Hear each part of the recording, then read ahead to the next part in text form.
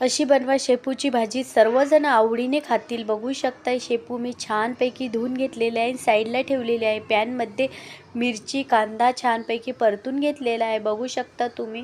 मीठ हळद टाकून परत 2 मिनटं परतून घेतलेलं आहे, बघू शकता। छानपैकी आपली भाजी ॲड करून परत 2 मिनटं परतून घेतलेलं आहे। नंतर झाकण ठेवून 5 मिनटं आपल्याला भाजी शिजून घ्यायची आहे, बघू शकता तुम्ही। इथं मी भाजी ॲड करत आहे, सर्व भाजी ॲड करून 2 मिनटं परतून घेणार आहे, बघू शकता तुम्ही।